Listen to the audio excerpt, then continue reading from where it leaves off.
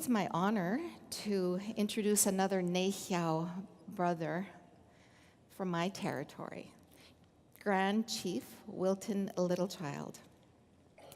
Dr. Wilton Littlechild is a Cree chief, a residential school survivor, and a lawyer who has worked both nationally and internationally, including with the United Nations, to advance Indigenous rights and treaties.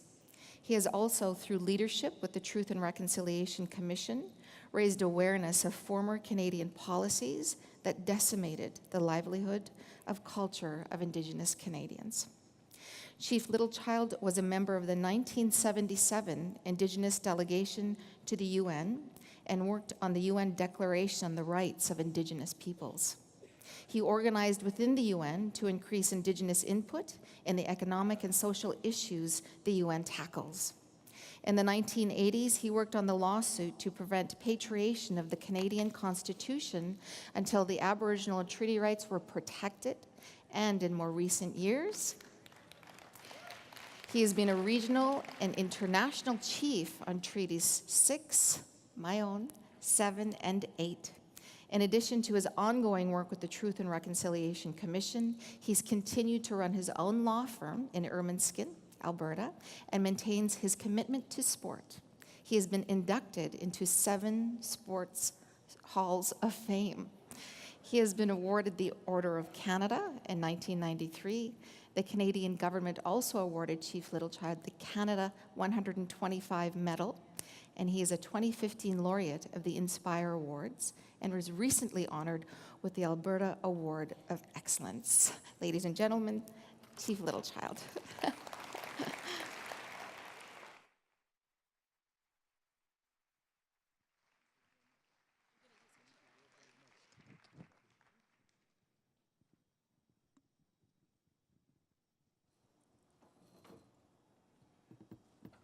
Thank you very much. Niganista kahkiokta tamska now. Mio senoma. Nstaki goyotse bam skutamak.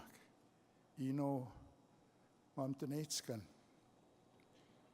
Eksnaskama kahkio muta ka uigohketsk. Igohke mioasek anots. Eksimina teinen askomak nigan. Mamo taimakseen manto nista. I just bring you greetings in my language to acknowledge each and every one of you for your dedication in being here, and also to add my voice of thanks to all the previous speakers, and also to acknowledge the traditional owners of these territories. And of course, add my voice to thanking the children for the invocation.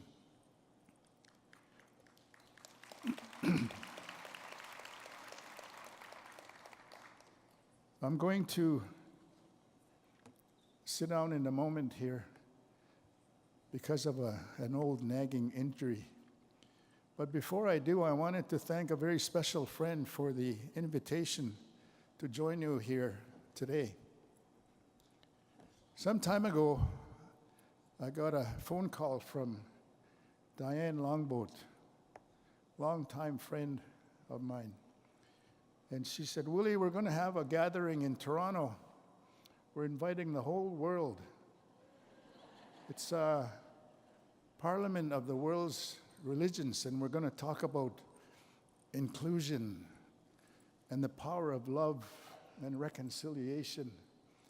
And we wanted to invite the brightest, handsome, most popular lawyer, Indian lawyer in Canada. So my heart was starting to pound, and she says, but he couldn't make it. So we had to invite you. So, thank you, Diane. So I wanted to be serious and talk a little bit about what our sister earlier talked about, the United Nations Declaration on the Rights of Indigenous Peoples, and how it might be important for us to consider it in our discussions here. However, as a backdrop for some of our guests from other areas, I wanted to just recap a little bit about the Truth and Reconciliation Commission that was just concluded, as you know, a couple of years ago. I think most of you, if not all of you, will remember that the Truth Commission of Canada was as a result of the largest class action lawsuits in Canadian legal history, where almost 18,000 lawsuits were launched by children, now adults, for their time in residential schools across Canada.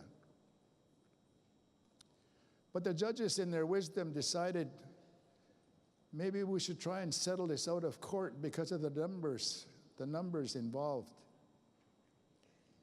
So the plaintiffs, after many, many hours of discussion and negotiation, agreed to settle out of court on 4 conditions. One of those conditions was to establish a Truth Commission. Because as you know, when you go to court, you at least have an opportunity to present your side of the story. And when you settle out of court, you lose that opportunity, and they didn't want to lose that opportunity.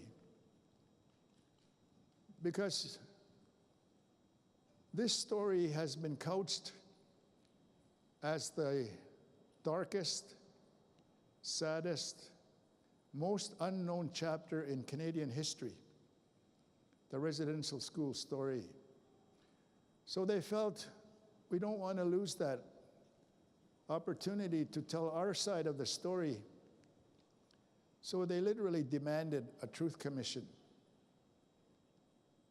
So a Truth Commission was established. The first 3 commissioners all resigned, and a second call was made.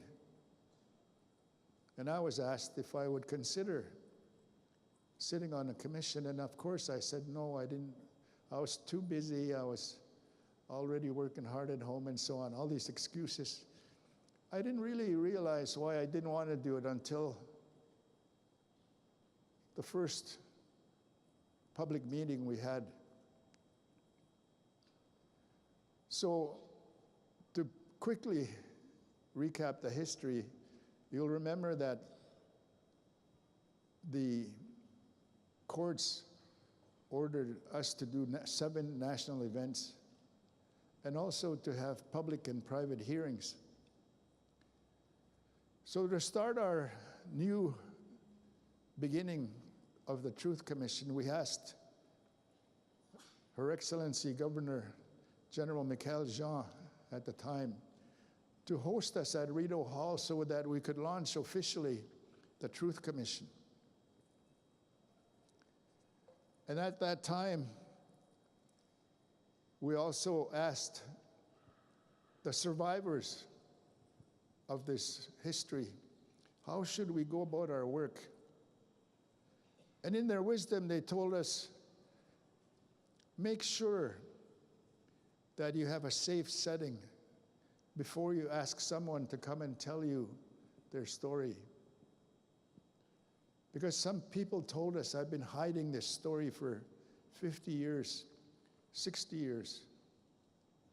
And they felt it was important to have a blanket of support around the individual, to have health supports, medical supports, emotional support. But I think the key to the success was when they told us, make sure there's cultural and spiritual support around that individual. So that was the first real significant contribution, I would say, of our spirituality into this work. So it was the survivors themselves who told us to do that, and I thank them very sincerely. As I said, we were ordered by the courts to have 7 national events to tell Canada about this history. Because when we started our work, the level of awareness for the commission, or not the commission, but the residential school history, was less than 5% of Canada knew anything about the residential schools. Some knew the term residential school, but didn't really know what happened in these schools. So we heard approximately 7,000 stories. And I have to tell you that these stories, in some cases, were the most horrific stories one can hear about what was done to children.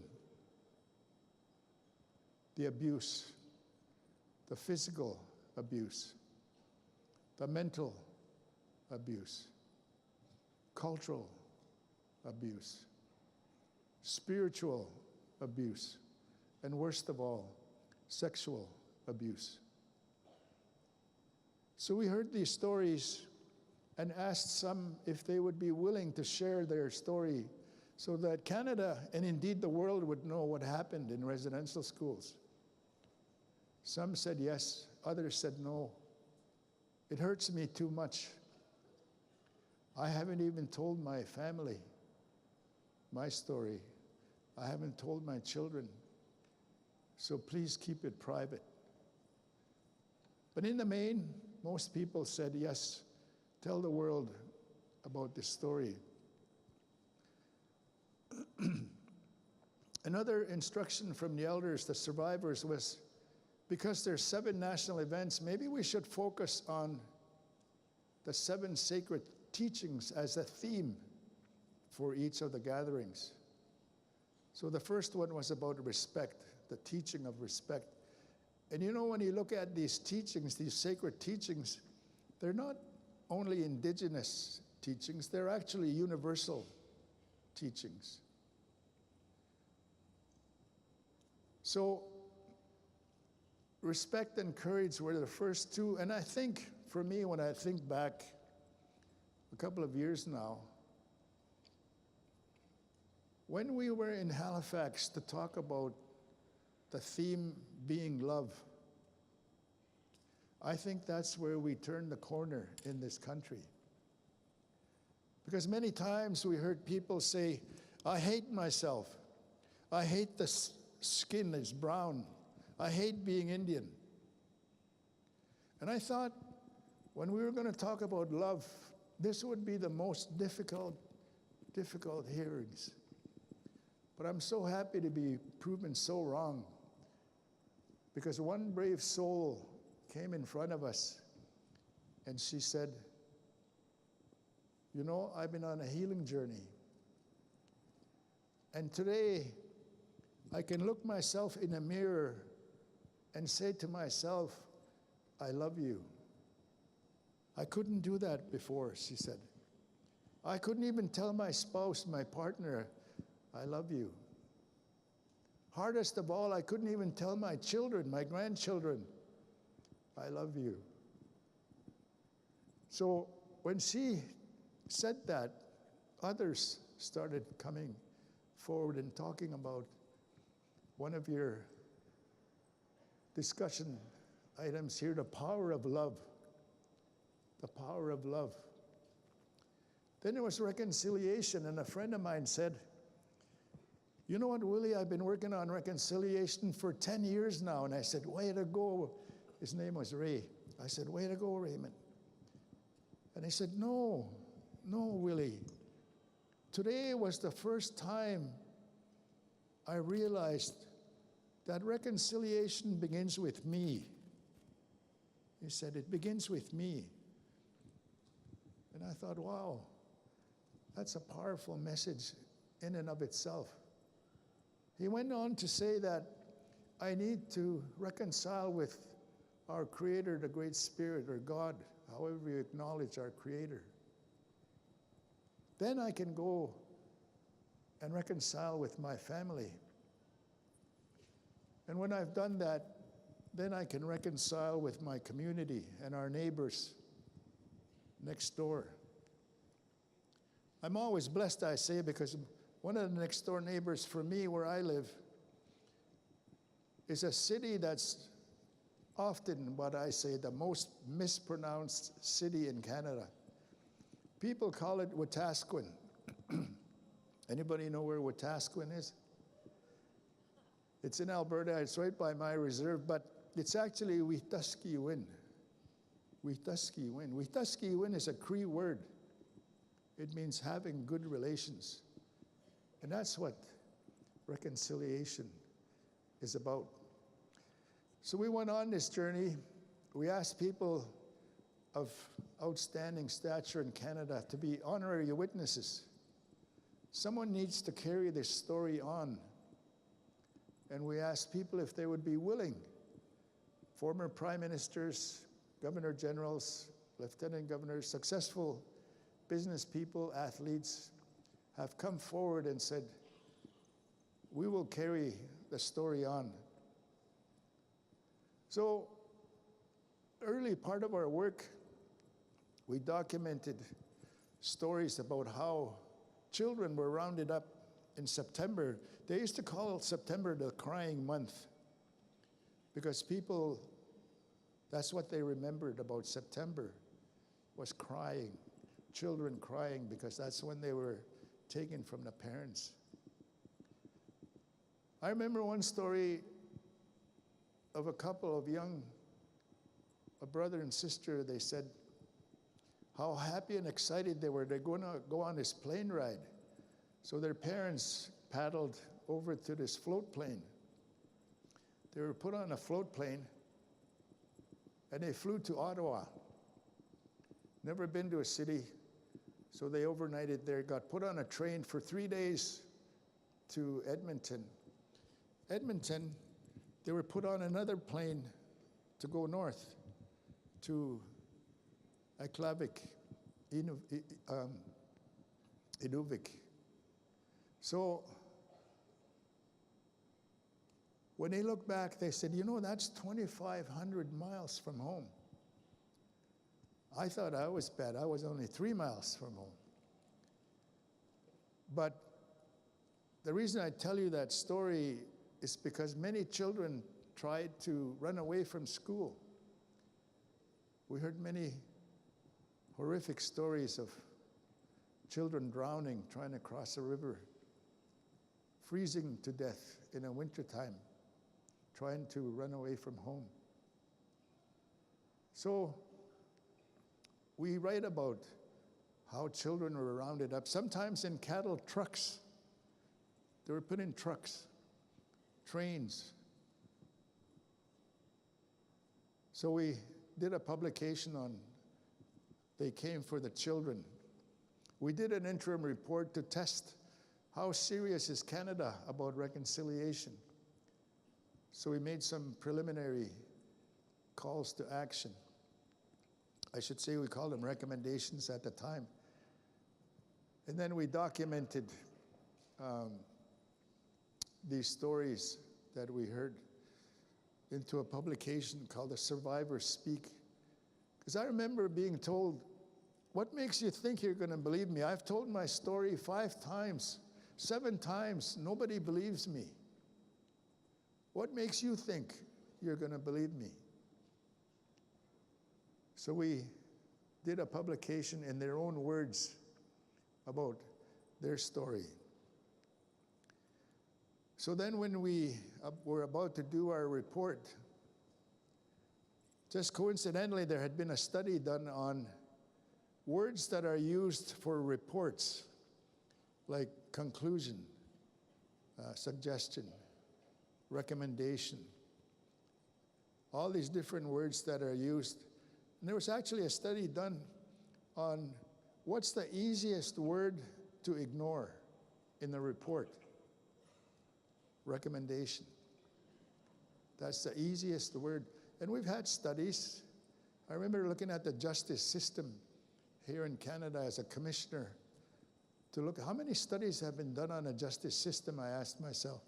There had been 33.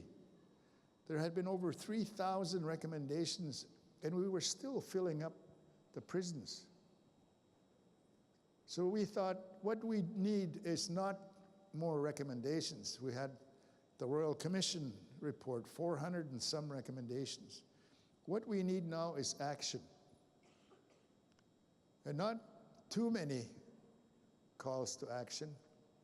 So we decided to use the term calls to action.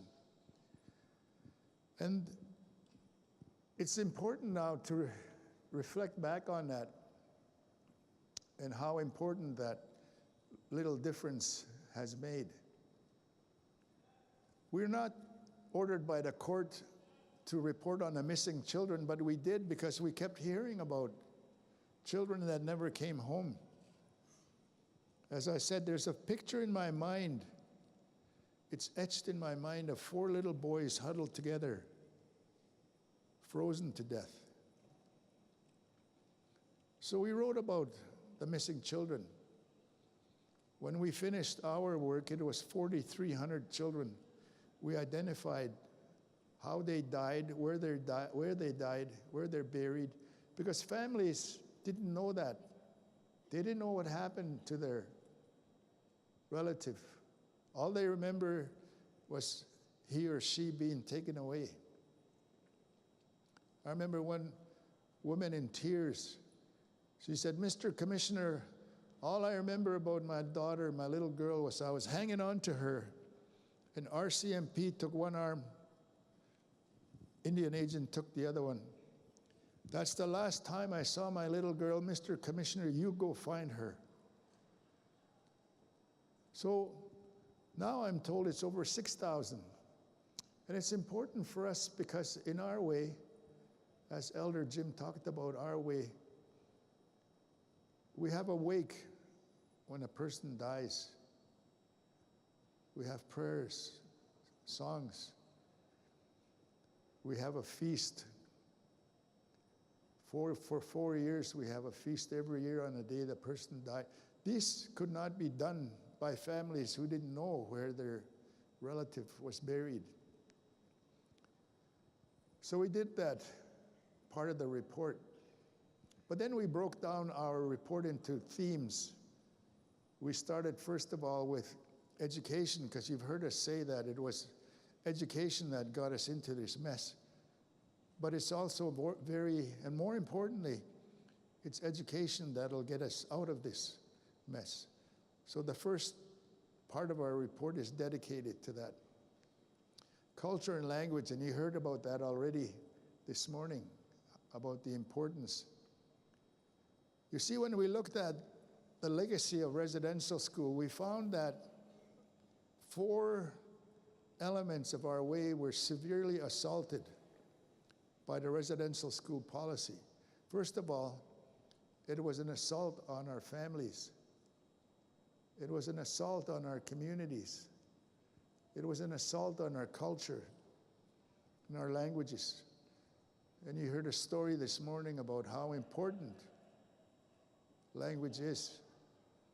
And we heard Elder Sid talk about how he wasn't taught the language because his parents went to residential school. Spirituality was attacked and assaulted because it was against the law, actually, to practice spirituality. But we write about that. And on health and justice, governance, and murdered and missing Indigenous women and girls. We asked ourselves, what were the main teachings and lessons from these hearings, these 7,000 stories? What were the main lessons learned? And we looked at what we heard people saying. So we broke them down into 10 principles of reconciliation. And the first one is to use the UN Declaration on the Rights of Indigenous Peoples as the framework for reconciliation. I remember when we were debating the UN Declaration, it's interesting, something happened one day and I was asked, can you go and talk to the chairperson? Because we want to open the meeting with a prayer. So I went to the chairperson, and she said to me, Mr. Littlechild, you know we don't pray at the United Nations. And I said, well, it's not really a prayer. It's an invocation. It's a thanksgiving. And she said, well, how long is that going to take? You have 3 minutes, she said. So I was really happy. I went back to the elders. I said, we have 3 minutes to say an invocation. They said, we will sing a prayer song. So they came with 4 drums, 4 elders, spiritual leaders, and they're singing a prayer song. And she poked me on the elbow, says, Mr. Littlechild, it's already 7 minutes. How long are they going to take? And she says, I don't know. We can't stop the elders. You have to keep them going. But you know what happened out of that? The UN usually works with 5 bundles of rights: economic, social, cultural rights, civil and political rights. From that day on, now, at the UN, every meeting starts with a prayer. And that was a contribution by our elders, because they were brave enough, strong enough, resilient enough to come and break the ice at the UN with a prayer song. And that's a benefit for everyone around the world, because you know what happened? There's a 6th bundle of rights now: economic, social, cultural, civil, political, and guess what? There's now spiritual rights recognized. And that's thanks to the elders for changing the world in that way. So spirituality is really important. And I think that if you look at the UN Declaration, you will see that there are specific references to spirituality. In fact, there's one that calls for action to you, all of you in this room. Because it says all faith groups or social justice groups should endorse the UN Declaration and implement the UN Declaration on the Rights of Indigenous Peoples. So not only is spiritual rights recognized now at the UN Declaration, there's a call to action for us to make sure that spirituality is implemented. It's right in the UN Declaration. There are other references like spiritual connection to lands, territories, and resources, being able to teach spirituality, religion, practices, and traditions and ceremonies to children. Those are all in the UN Declaration.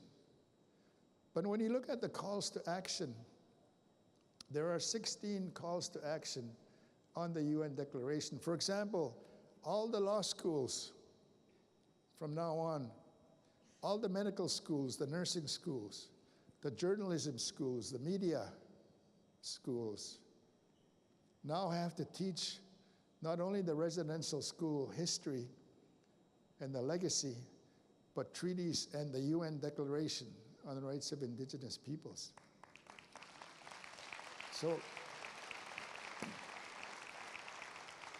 So when we talk about the power of love, or when we talk about reconciliation being having good relations, when we talk about calls to action to make sure that we implement the UN Declaration, I think that's a call to all of us to consider this globally. Consider it globally, the Declaration as a framework for reconciliation. I close with my school. This was a school that was the largest residential school in Canada at one time. And you'll see there's the center of the building on the 4th floor is where the nuns used to live. The floor below that And I sometimes get challenged by people when I say that was the girls' dorm. They say, how do you know that?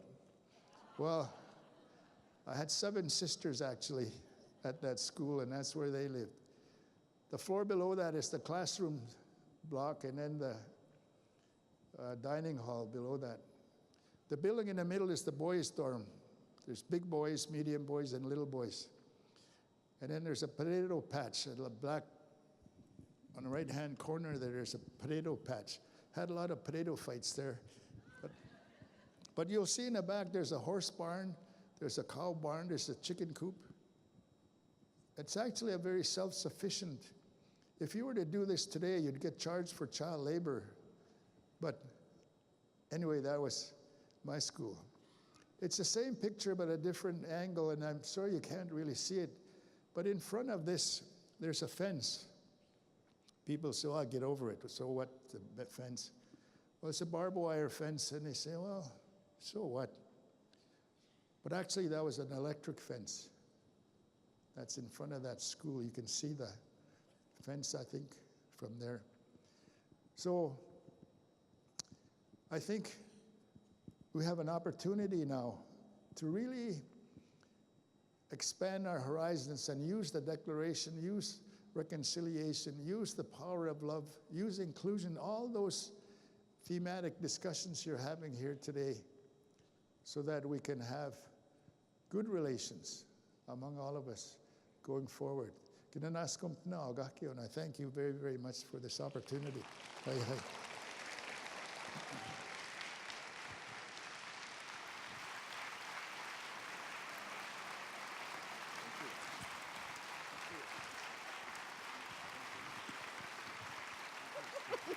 That was wonderful. Come, we'll go this